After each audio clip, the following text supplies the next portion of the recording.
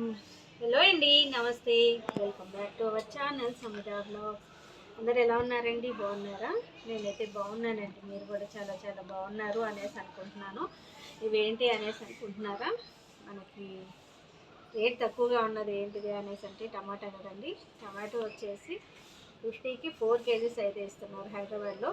ఒక్కొక్కసారి ఇలానే ఉంటుంది, ఒక్కొక్కసారి 100 రూపీస్ కూడా ఉంటుంది కేజీ వచ్చేసి. ఇంకా టమాటాలు అయితే బాగా రేటు తక్కువగా ఉన్నాయి కదా, పచ్చడి చేద్దాము అనే. ఇంకా రోజు టిఫిన్స్ అయితే ఉంటాయి కదండి, టిఫిన్స్కి రోజు పచ్చడి చేయాలి అనేసి అంటేనే ఒక పెద్ద టాస్క్ లాగా ఉంటుంది కదా. కాబట్టి ఈరోజు టమాటాలు ఎక్కువగా ఉన్నాయి కాబట్టి నేను టమాటో పచ్చడి చేద్దాము అనేసి అనుకుంటున్నాను. ఈరోజు ఇంకోటి ఏంటి అనేసి అంటే, నేను రోలు కానీ మిక్సీ కానీ ఏమీ యూజ్ చేయకుండా ఈ పచ్చడి అన్నది ప్రిపేర్ చేసేస్తాను.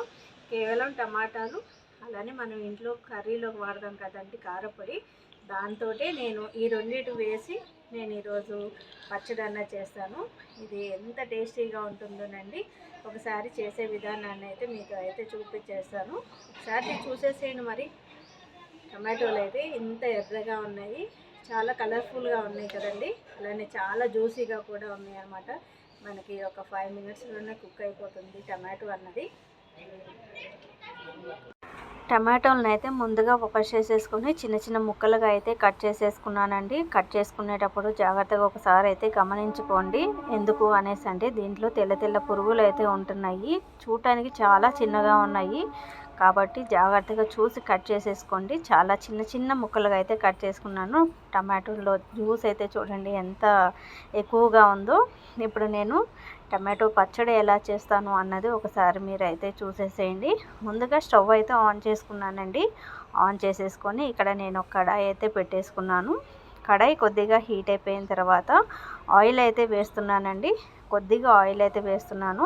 తర్వాత మనం ఎలాగో తాలింపు వేయాలి కాబట్టి ఇప్పుడు టమాటాలు కుక్ అవ్వడం కోసం ఆనియన్స్ అయితే వేస్తున్నాను. ఆనియన్స్ వేసిన తర్వాత ఒకసారి అయితే కలుపుకొని మూత పెట్టేసుకునేకైతే మనం ఒక 10 to 15 మినిట్స్ వరకు కుక్ చేసేసుకోవాలి. ఇక్కడ టమాటాలు అన్నవి బాగా పండినవి తీసుకున్నాను కాబట్టి మనకి త్వరగానే కుక్ అవుతాయండి. అంత టైం టేకింగ్ ప్రాసెస్ ఏమి ఉండదన్నమాట.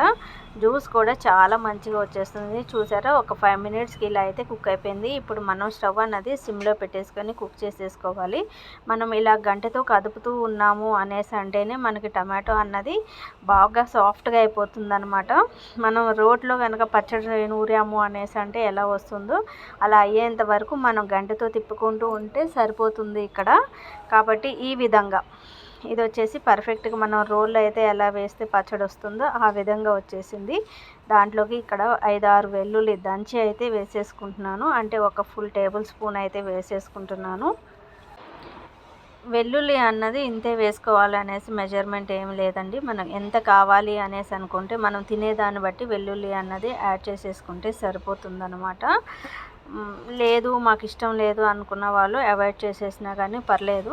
నేను ఈరోజు కారపొడి యూస్ చేసి పచ్చడి చేస్తున్నాను అనేసి చెప్పాను కదా.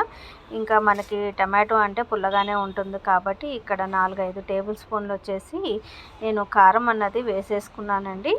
కారం వేసినప్పుడు మనకి మాడిపోయే ఛాన్సెస్ ఉంటాయి కాబట్టి కంపల్సరీ స్టవ్ అన్నది సిమ్లో పెట్టేసుకోవాలి. ఇక్కడ పసుపు యాడ్ చేయాల్సినంత అవసరం కూడా ఉండదు. తర్వాత ఇక్కడ టేస్ట్కి సరిపడా సాల్ట్ అన్నది యాడ్ చేసేసుకోవాలి.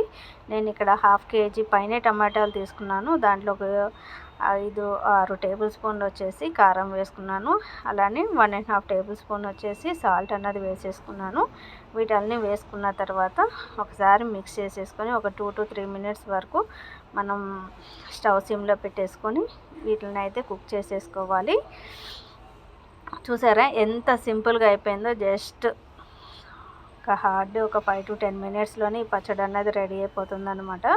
ఇక్కడ నేను సాల్ట్ అన్నది చెక్ చేసేసుకుంటున్నాను. సాల్ట్ సరిపోలేదు అనేసి అంటే మనకి సాల్ట్ అన్నది యాడ్ చేసేసుకుంటే సరిపోతుంది. ఇక్కడ ఆయిల్ అన్నది మనకి లూజ్ అవుట్ అయినంత వరకు కుక్ చేసేసుకుంటే సరిపోతుంది. ఇప్పుడు దీన్ని తాలింపు అయితే వేసేస్తున్నాను. మనం ఫ్రిడ్జ్లో పెట్టినా పెట్టకపోయినా కానీ ఒక 1 వీక్ వరకు బయట ఉన్న స్టోర్ అవుతుంది. ఇది పచ్చడి అయితే పాడవదు అనమాట. కలర్ఫుల్గా ఉంది కదండి చూస్తానికి కూడా. అలానే తినేటప్పుడు కూడా చాలా టేస్టీగా ఉంటుందన్నమాట. చిన్నపిల్లలైనా కానీ ఈజీగా తినేయచ్చు. ఇప్పుడు తాలింపు వేయటం కోసం అయితే నేను ఒక ప్యాన్ పెట్టేసుకున్నాను. ప్యాన్ కొద్దిగా హీట్ అయిపోయిన తర్వాత ఆయిల్ అన్నది వేసేసుకోవాలండి. తాలింపులు అయితే వేసేస్తున్నాను ఇక్కడ. తాలింపులు అంటే రెగ్యులర్గా మనం ఏం వేస్తామండి, ఆవాలు, జీలకర్ర, శనగపప్పు, మినప్పప్పు, అలానే ఎండుమిర్చి వేసుకుంటాం కదా. ఇక్కడ ఆయిల్ బాగా హీట్ అయిపోయిన తర్వాత ముందుగా నేను చెప్పిన తాలింపు దినుసులు అయితే వేసేసుకున్నాను. తాలింపు అన్నది మంచిగా ఫ్రై అయిపోవాలి. ఇక్కడ ఎండుమిర్చి కూడా మనం ఎక్కువ క్వాంటిటీ తీసుకుంటే బాగుంటుందన్నమాట. అన్నంలో కలుపుకొని తినేటప్పుడు మనం ఎండుమిర్చి కూడా టేస్ట్ చేస్తాం కాబట్టి ఎండుమిర్చి కూడా ఎక్కువే వేసుకుంటే సరిపోతుంది. కాబట్టి ఇక్కడైతే నేను ఎండుమిర్చి వచ్చేసి ఒక 5-6 అయితే వేసేసుకున్నాను. ఇవి కలర్ చేంజ్ అయిపోయిన తర్వాత కరివేపాకు వేసేసుకోవాలి. చూసారా తాలింపు అన్నది ఎట్లా చిటపటలాడుతూ ఉందో. ఇలాగా మనకి ఎండుమిర్చి అన్నది కలర్ చేంజ్ అయిపోయిన తర్వాత మనం స్టవ్ మీద నుంచి ఇంకా దించేసుకొని ముందుగా ప్రిపేర్ చేసుకున్న పచ్చడిలోకి తాలింపు అన్నది వేసేసుకోవటమే. చాలా ఎమ్మీగా ఉంటుందండి. దోశల్లోకైనా కానీ, ఇడ్లీలోకైనా కానీ, అలానే వేడివేడి అన్నంలోకైనా కానీ చాలా టేస్టీగా ఉంటుందన్నమాట. ఒక ప్లేట్ తినేవాళ్ళు కూడా 2 ప్లేట్లు తింటారు ఈ పచ్చడి వేసుకొని. చాలా ఈజీగా సింపుల్గా చేసేసుకోవచ్చు అనమాట. రెగ్యులర్గా మనం టిఫిన్స్లోకి వచ్చేసి పల్లీ చట్నీ కానీ, టమాటో చట్నీ కానీ ఇలా చేస్తూ ఉంటాం కదండి. ఎప్పుడైనా కానీ మనం చట్నీ చేయటం మర్చిపోయాము అనేసి అనుకోండి, ఇలాంటి పచ్చళ్ళు స్టోర్ చేసి పెట్టుకుంటూ ఉంటే రెడీమేడ్ పచ్చడిలాగా మనం ఉపయోగించేసుకోవచ్చు. ఇది బయట పెట్టినా కానీ 1 వీక్ వరకు మనకు పచ్చడి అన్నది పాడవకుండా ఉంటుందన్నమాట. ఇంట్లో కూరగాయలు ఏమీ లేనప్పుడు కూడా మనం 1 టైము లంచ్కి కూడా చేసేయచ్చు అనేసి అనిపిస్తుంది. ముఖ్యంగా వేడివేడి అన్నంలో నెయ్యి వేసుకొని ఈ పచ్చడి వేసుకొని తిన్నాము అనేసి అంటే మాత్రం తినే కొద్దీ తినాలి అనేసి అనిపిస్తూనే ఉంటుంది. మరి ఇంకెందుకండి ఆలస్యం, ఒకసారి మీరు కూడా ట్రై చేసి చూడండి. ట్రై చేసి ఎలా ఉంది ఏంటిది అనేసి నాకు కామెంట్ బాక్స్లో అయితే షేర్ చేసేసేయండి. ఇదేనండి ఈ రోజుటికి నా వీడియో కనుక మీకు నచ్చినట్లయితే లైక్ చేయండి, షేర్ చేయండి, సబ్స్క్రైబ్ చేయండి. మరొక వీడియోతోటి మిమ్మల్ని కలుస్తాను. అప్పటి వరకు ఉంటాను.